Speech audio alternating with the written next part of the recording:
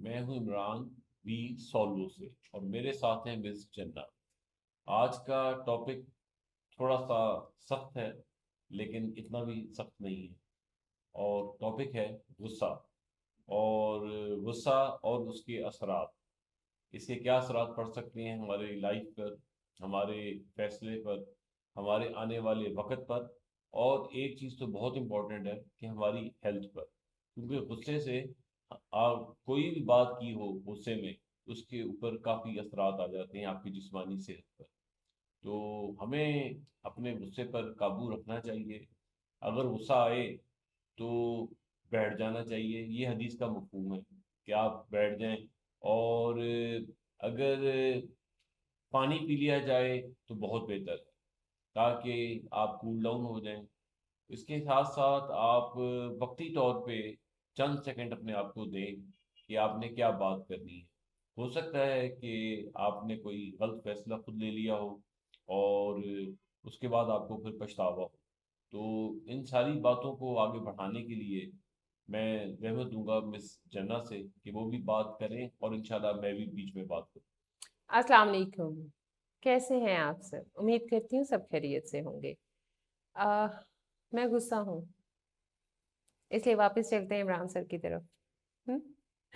جی، غصہ انسانی عقل کو ختم کر دیتا ہے۔ غصہ ہماری پرسنالٹی کو ختم کر دیتا ہے۔ غصہ ہمارے سوچنے سمجھنے کی صلاحیتوں کو ختم کر دیتا ہے۔ غصہ ہمارے وجود کو ختم کر دیتا ہے۔ غصہ ہمارے جسم کی نشو و نما کو روک دیتا ہے۔ غصہ ہمارے رشتے ختم کر دیتا ہے۔ غصہ ہمارے اندر نفرت کا بیج بوتا ہے۔ غصہ غلط فیصلوں کی طرف لے کر جاتا ہے۔ غصہ تباہی کا باعث بنتا ہے۔ غصہ ہر وہ کام کرتا ہے جس میں شیطان خوش ہوتا ہے اور اللہ خوش نہیں ہوتا۔ غصہ کیجئے صحیح بات پہ۔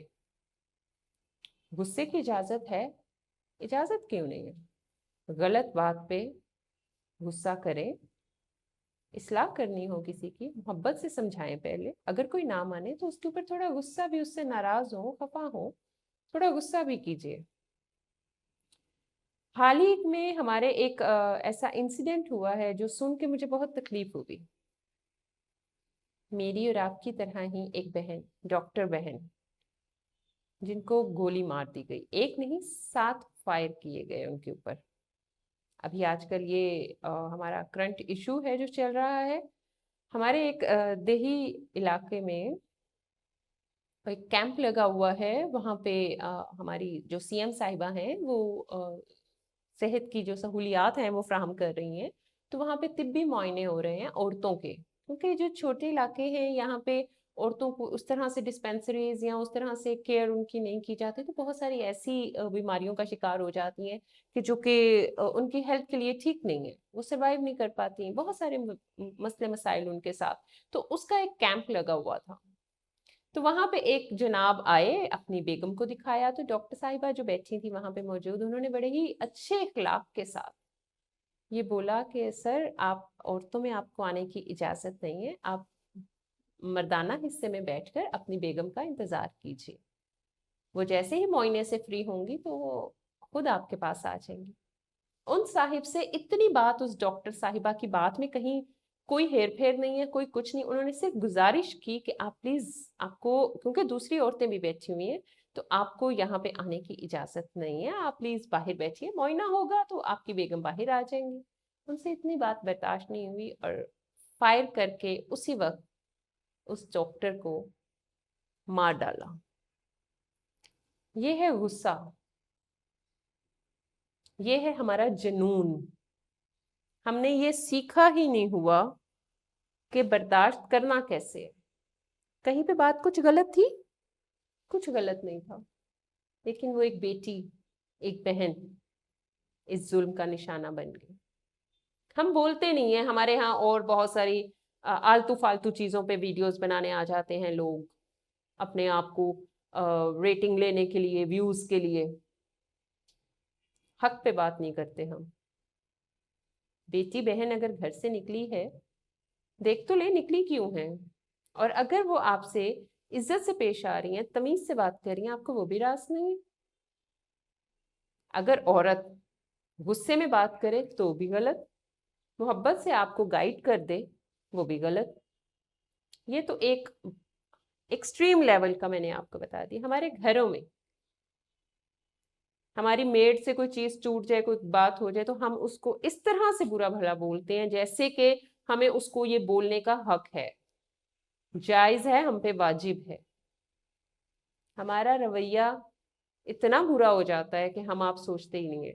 हमारे बच्चे फिर आ जाते हैं, उन्होंने भी तो यही देखा है ना, माँ बाप जो तौर तरीके अपना रहे हैं, फिर वो बच्चे ना किसी और के साथ नहीं, माँ बाप के साथ उस तरह से बिहेव करते हैं, अपने गुस्से का निशाना बनाते हैं अपने वालिदैन को, बदतमीजी से बात करते हैं। गुस्सा करना जायज है, लेकिन गलत बातों पे। कोई गलत बात आपके सामने कर रहा है, बोल रहा है, कोई गलत हरकत कर रहा है, गुस्सा कीजिए, उसकी इस्लाह करने की कोशिश करें। गुस्सा इस्लाह के लिए करें, ना कि बिगाड़ पैदा करने के लिए।